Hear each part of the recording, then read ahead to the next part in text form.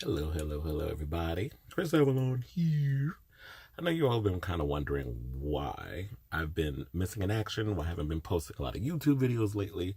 So before I get into all the usual celebrity news and gossip that I was doing back in the summer, I'm going to give you guys a heads up on what's been going on with me. So the reason why I've been kind of missing in action for 4 months is because right now I am traveling with the Big Apple Circus, and I'm going to be with them until the end of the summer. Not necessarily sure when I'm going to be done. Probably going to be by the end of July, end of August. I'm not sure yet, but we're going to be traveling. Right now I'm in New York, but I'm going to be traveling to like DC and Philly and Boston. But yeah, until January 27th I'm here. So if you guys want to come and see a show and all that good stuff, feel free. Stop by. So right now I'm in my humble abode because, I'm traveling with them, so I'm living as well as working. It's been a lot of fun meeting a lot of celebrities. Shot some stuff with Real Housewives, done some stuff with what was it? The Tonight Show with Jimmy Fallon. Didn't really care for the little bit that they did, but it's advertisement, it's money. It brings people into the show when they see us on TV and stuff. So it's cute for what it was. So one of the things is like once I got everything situated, because Wi-Fi and all the other stuff out here is a bit of a mess. Once I got everything situated with new camera and all the other stuff, now I'm like I could start doing more videos. Now, for those who also follow the radio show, the Chris Avalon show, that I'm not necessarily sure when I'll be coming back to do a new season. Probably when I'm done with the tour, because it's very difficult trying to get Wi-Fi on a laptop and all other stuff when I'm trying to use the open Wi-Fi and it's crappy. So it's easier for me to do my videos with my own phone. S9, by the way. Takes great videos and all that good stuff. So I'm just going to be doing videos for the time being, and then down the road, once I'm fully settled and I can get everything worked out, then I can start doing the radio show again, which I actually miss. The music, the gossip, all that good stuff. So what I'm going to be doing is a lot of videos where I can sit and talk about all the latest news and gossip, because I got to keep that going. So, excuse me. Let me clear my shit on camera. I'm sorry. First thing I'm going to talk about is Kevin Hart and the Oscars. So, I don't know, I decided I wanted to take a moment and really let it marinate. At first, I kind of went off the handles and was just like so quick to go in on him. But the thing is, I'm not really a Kevin Hart fan, but I'm trying to be a little fair and balanced on the whole situation with him and the Oscars. So, number one, as I said before, I've never found him funny. I'm not really a big fan of his. He was chosen to be to host the Oscars. I was like, okay, whatever. Quite frankly, even though the nominations hasn't been revealed yet, I haven't really seen any movies that have come out that, in my opinion, would even be Oscar worthy. I'm kind of figuring that, okay, A Star is Born, like everybody's buzzing about that. But then there were movies that did come out, like, what was the movie with Mahershala Ali and Viggo Mortensen, like the whole race thing. That's kind of been getting a little buzz, but it's not really doing too well. That people saying it's a little too cheesy. It's not really getting into the whole grid of race relations and that sort of thing. Then there was the other movie with Ryan Gosling and going into space. Everybody expected that to be a big thing and kind of fizzled out rather quickly. I've been seeing a lot of mainstream movies. Like the movies that I pretty much liked this year was Halloween, Black Panther, what was it? Avengers Infinity War. Like more of the mainstream stuff. It's kind of been surpassing a lot of the smaller films. Indie-wise, I feel like TV has been way better in regards of storytelling and production and stuff, rather than the bigger stuff. Whereas in movies, it's a different story. But I haven't really seen anything on a smaller scale that would really get me excited about the Oscars this year. So Kevin Hart hosting, I was like, okay. I would have to just wait and see what the categories are that would be of interest. But anyway, so long story short, I'm sure you all heard by now, some old tweets that came out almost a decade ago, some homophobic tweets surfaced where Kevin Hart went and, made comments about how he would beat his child if he was gay and this, that, and the third. Now, I saw a lot of people online making excuses for what he was saying. Oh, it came out years ago and he apologized that it started out, so on and so forth. I didn't know many things about this whole story. I didn't know about this story, actually. I didn't even know about the apology. Fact of the matter is, people need to also realize that not everyone follows Kevin Hart. Not everybody's a big Kevin Hart fan. And then I saw like some people were trying to make comments and say like this is a race thing, that, oh, he's been successful with the movies and this, that, and that. But the minute he's trying to cross over into white media or mainstream, like further information, getting the good old boys club, now all of a sudden everybody wants to come at him about these racist, not racist, these homophobic tweets or whatever. Even if he said sorry, like I said, a lot of people do not follow Kevin Hart like myself. I find him annoying. It's kind of like, I also feel like he's, we've been oversaturated with him. Kind of like Dwayne Johnson. Like, I need him to take a break from movies too. Every 3 months, you got a new goddamn movie. I was like, can you like give me a break? Can we get some other people out of it? I understand like money and all that other stuff, and people love going to see these same artists. We can't just keep looking at the same 3 people. It's kind of like music. Like, can I get variety? Anyway, Kevin did apologize back in the day. Like I said, I wasn't aware of that. But when he was asked to apologize again by the Academy, I guess as a way of saying, it's a reminder, maybe a lot of people don't follow you, maybe you should apologize. He kind of gave a non-apology apology, and which I guess caused him to resign. Now, to me, that comes across as you trying to be prideful. You don't want, people kind of, you feel like your pride is more important, and people jumping in the conversation. D.L. Hughley, mind your goddamn business. Harriet Hughley, that's what I'm gonna start calling him, because all of a sudden now he thinks he is a revolutionary of all things black, and he's been getting on my fucking nerves too. Like, there's been times where you'll say things and it makes sense, and I'm with you, but for you to sit here and defend and always talk about freedom of speech and this, that, and the other, it's always, everybody needs to get over it, and people need to move on until your group is affected. So now if a white comedian came out and said something about black folks, called you all kinds of niggas and coons and monkeys and this, that, and the other, you'd be the first one on the sidelines going on The View and all these other shows and CNN reciting the same goddamn jokes that you always do, like back when you was promoting that book. Yeah, I watched your videos, and you did kind of recycle, kind of like Lady Gaga with the 100 people in the room. He was doing that with a couple of the routines, like going on different shows and repeating the same jokes. You would be the first one on the sidelines ready to come at somebody's head with that. So marginalized groups should be more empathetic when it comes to those things. And like I said, with Kevin Hart, a lot of people follow him. So you could have just been like, you know what? Back in the day, I apologize. If someone's offended, then I get it. Here's the thing. People are always going to be, if you put something out there in the universe, and it's unfortunate because this is the new generation, people are going to always say things, and it's going to always come back at you. You're going to, I guess, as long as you're in the public eye, and people do forget over the years because we're saturated with so much stuff, especially in this Trump era in which we're living. You have to, and it's unfortunate, but you may have to constantly apologize or say, like, you know what, I apologized years ago about this. I'm deeply sorry. I've evolved. I moved on. Sometimes we all have to bite the bullet and do that, depending on who our employer is, what our job is, or what our profession is, whatever you want to call it. But like I said, Kevin's ego got the best of him, and it feels like, okay, if you evolve, then you would have pretty much understood where marginalized groups are coming from. So I say this because recently a story just came out, and this happened over in June, but the story surfaced this week. I don't even know if it came out before, but this is a story that happened over the summer, but the story came out this week. There was a kid by the name of Anthony Avalos, who's 10 years old, was recently, well, not recently, because I said it happened in June, was killed. Story came out about how the boyfriend of the child's mother, they tortured him throughout the whole week, and the father, he's not even the father, he's the boyfriend of the kid's mother, dropped him on his head 10 times. And this, they said, throughout around that time, he had, at 10 years old, said that he had told his family he was interested in boys.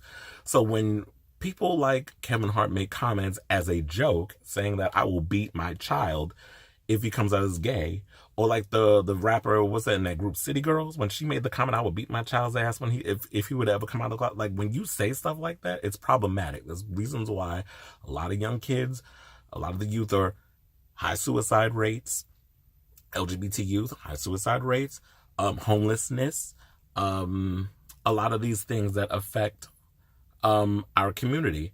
And you have to realize that words hurt, and you can't go around saying these things because, yeah, while it sounds funny, and yeah, I'm no shade, but we all know that especially in the Black community, there's a deep, or in Latin community, there's a deep rootedness about machismo, homosexuality, well, homophobia. There's a lot of communities of Black and Latino descent have an issue with this. So just be mindful that, you know what, even if it's said in a joke, especially in today's era with Me Too and all this stuff, we have to be mindful of certain things that we say. And like I said, so it'd be interesting who they decide to pick in regards of the Oscars. I know when I first posted this on my page, I had a couple of friends say Tiffany Haddish. I like her. Some people say she's a one-trick pony, but or she's too ratchet, or this and that. I know I have friends who literally don't like her, but I'm like, you know what, we need somebody who could be silly and witty and do all the things that she does. So if they pick Tiffany Haddish, it'll be cute to see if she does it, and if she does, she ready, as she likes to say. Okay, let's just move on. So let's talk about, speaking of award shows, the Grammys. Okay, so Grammy nominations came out, and I did write it down, because you know I always got to keep notes. So we have, let me read, Kendrick Lamar has 8, Drake has 7, and we have other nominations from the likes of Childish Gambino, Cardi B, Her, H-E-R, not her, but there's an actual artist by the name of Her, that I know a lot of people have been talking about. I haven't really listened to her music, but I've been hearing so much buzz about her, so I may have to check her out. Brandy Carlisle, Janelle Monáe, and as far as snubs goes, Taylor Swift only had 1 nomination from her Reputation album for Best Pop Vocal. I'm going to be honest, I don't think that Taylor Swift's Reputation album was that great. I can understand why it received 1 nomination, was not a good album. I actually thought her, and I'm not necessarily a Swiftie or a Taylor Swift fan, but I will give credit where it's due. If a record is good, I will say that the album's great, even if I'm not particularly a fan of the artist. I love her 1989 album. That shit was catchy as fuck. And I'm not really big in country. And that wasn't even a country record. That was a full-on pop album. And I love that album from Taylor Swift. I listen to that all the time. But the Reputation one, I was like, that is not you. Like, you really trying to go cross over into the pop thing. And it just didn't feel like a Taylor Swift record. It just felt like she was just trying hard to be a little edgy, and it wasn't working. And I guess the Academy sensed that. Also, Kanye got 1 nomination for Producer of the Year, non-classical. So he's going up against Pharrell and Boy Wonder and a whole bunch of other producers. And the biggest snub was Nicki Minaj. Now, I know a lot of people are going to feel like it's sabotage, or they're like Team Cardi and this and that. I don't think that's what it is. I just feel like, you know what, Cardi's on fire. Nicki's Queen album, honestly, was not a good record. I thought she had a couple of good songs on it, but overall, it was not a great cohesive record. I can listen to Cardi's debut album from beginning to end, and you can see like the hard work and everything that she put into that album. Speaking of which, I heard something that Offset got roasted on social media because, well, I'm sure you all heard by now that Cardi and Offset broke up because he cheated on her with some stripper, this and that. But I'm like, girl, he been cheating on you since the damn beginning. But I see that you was trying to make that whole marriage and that whole relationship work. So that's why you stuck with him. That's why you decided, I'm going to be loyal to this man regardless. And even though you look like a damn fool. And I know everybody's like, and then I saw another article where it was saying like, oh, she needs to cut all ties with him. Hard to do when you actually have a baby with the man. Like, once you're locked in with a baby with someone and they cheat on you, whatever, you're forever stuck with them. So, Offset ain't going nowhere. They'll always be connected, or if they work on a child support situation. That'll be great, but hopefully she doesn't get back with him, because I heard that he was talking about how he misses her and this and the other. It's like, sometimes it's unfortunate. Men need to realize what they got, or don't realize what they've got until it's gone. But anyway, if you're interested, 61st Annual Grammys is on February 10th, on a Sunday, of course, on CBS, because it's always on CBS. Don't know who's hosting or whatever, but I'll keep you guys posted on that. So I heard this story about Gwyneth Paltrow, who recently got married to Brad Falchuk. Now, I know you don't probably know who he is. He's a big-time producer. He works on a lot of shows with Ryan Murphy, such as he worked on Glee. He did American Horror Story, American Crime Story, Pose. He does a lot of those shows. So Brad Falchuk is like, he works in that same conglomerate with Ryan Murphy. But anyway, so he's married to Gwyneth Paltrow, and everybody's freaking out because apparently they don't live in the same house. I think that's fabulous. What is wrong with the fact that, okay, so you have your life over here, he has his life over here, and I guess in Hollywood you could afford to do that, because, she got her money, he got his money. But if y'all could find a way to, like, okay, I got me and the kids over Apple and Moses up in here in this house, and Brad got his kids over in the other house, and there's a moment y'all want to have time to each other, y'all can go in the guest house and fuck and do all kinds of craziness without the kids being around, that's great. I also heard that Chris Martin comes over and people were saying, oh, well, that was Wendy Williams. She said she that would be like a jealousy thing. I don't see anything wrong with it. So, yeah, that's great. So, also, I heard that Carrie Ann Inaba is replacing Julie Chen on The Talk. Is this a race thing? Because Julie Chen is Asian and Carrie Ann Inaba is Asian, so now we got to replace an Asian with an Asian? If that's the case, I think that's stupid, but that show is stupid. I've never been a fan of that show. First of all, I always thought it was a copy of The View, except they don't do politics. And a lot of times those women don't even know what the hell they're talking about. The only person who, I know one of my best friends watches that show. But for the most part, one of the things that always irritated me about them is that, okay, Sharon Osbourne is the only one I actually like on there, but she's not enough to get me to watch that show. And to me, we all know the reason why Julie Chen got that show, because she was fucking Les Moonves, who ran CBS, and we already know what happened to him. So, if she does get the job, because that's the rumor, congratulations to her, but I'm still not watching. I don't care. My best friend watches that show, but he'll watch an envelope opening if you allow it, because he lives in front of a television. But anyway, what was another thing?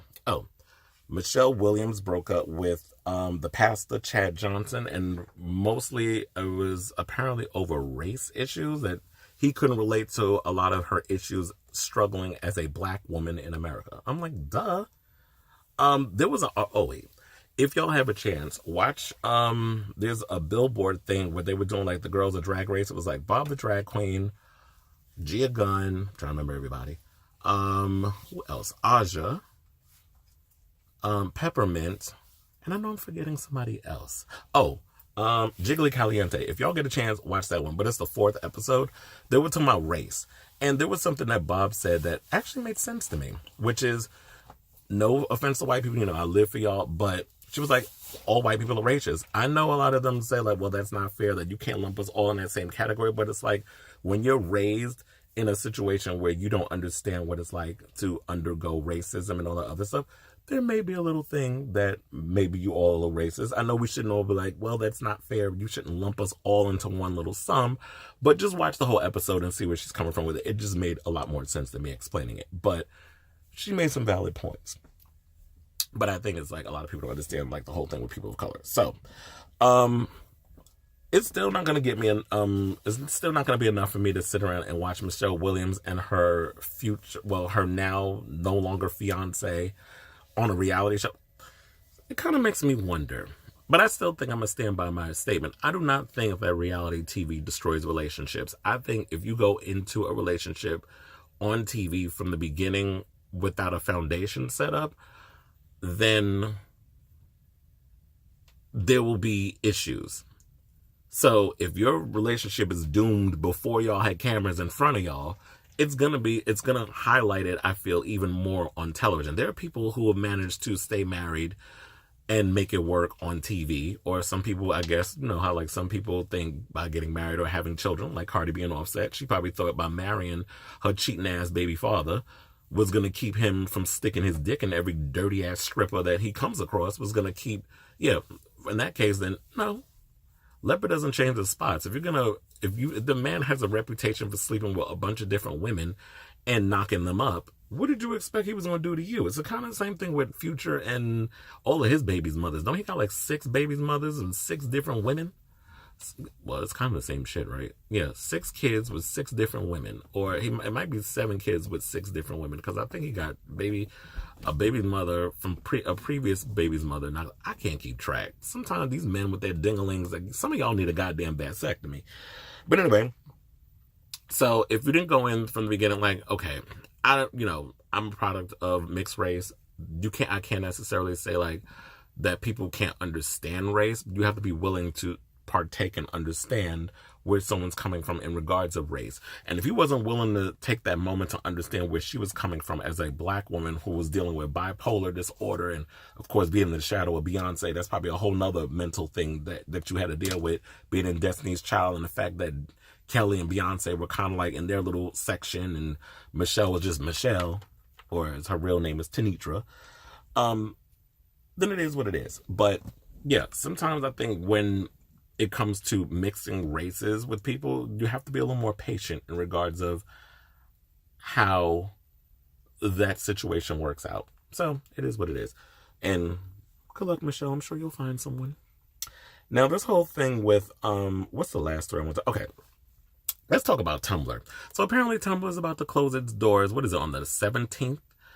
Or one of those damn days, I don't know. So apparently they're trying to blame it on child porn, but I'm sitting there like, somebody pointed out to me that there's some Nazi groups and stuff that's on there. So I just think it's a crackdown on sex and sexuality, because I know a lot of people who are friends of mine who works in the sex business, and a lot of them use that as a way to promote themselves, especially if you're transgender or you're gay or whatever. Like, I have a friend who started out posting videos on Tumblr, but now does not an OnlyFans, it's a Just for Fans, which Just for Fans allows you to post free stuff as well as, and I'm not doing an advertisement because I'm not getting no money from it, but I'm just saying, Just for Fans, actually, they can put previews of videos up there. And also, I heard that they put free content up there as well. So it's kind of like Tumblr, but not kind of like Tumblr, if that makes sense. So you can go on there and you can see like previews of stuff. Whereas OnlyFans, like, I see friends of mine who put stuff up there and it's like, oh, I'm charging you $20 a month, which I find hilarious, because who the fuck is paying $20 a month on shit you can't even see? Like, I'm supposed to just go by your word that you actually got some good shit up there? I don't think so.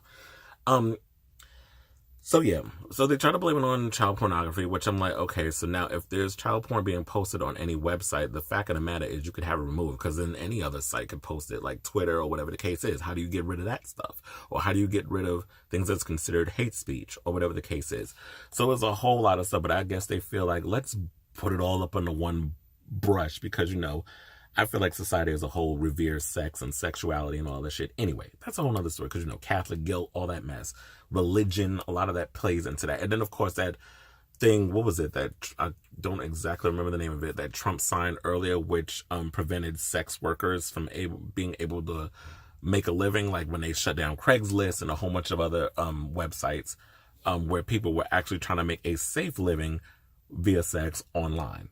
So it was a whole tangled web, and I guess they feel like, let's just get rid of all of it, which means Tumblr's going to end up like MySpace and all those other sites, that the minute you get rid of that shit, because that was where your bread and butter was lying, you're not going to have no money. You're not going to have a way of surviving, because what are you going to just have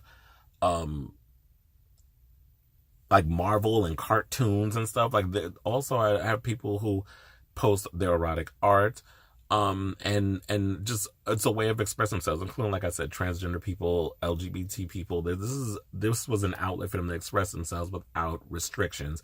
And little by little, the restrictions would come. But this is like an extreme broad brush that's happening. And I know a lot of people are pissed off about it. A lot of people have been trying to fill out petitions to prevent it from happening. But I guess it's going to be inevitable. I don't know what's going to happen with that. But when one door closes, I'm sure another one will emerge, and people will figure out a new way of expressing themselves or getting them out there. So, yeah, I don't know necessarily what's gonna happen with that. Like, this whole censorship thing is just driving me to drink. It's just, I don't know what to say about it anymore. But anyway, I'm gonna keep the videos coming. When any more stuff happens, please like and subscribe and follow all my good stuff on YouTube. And love you all for taking the time to watch this video. Bye.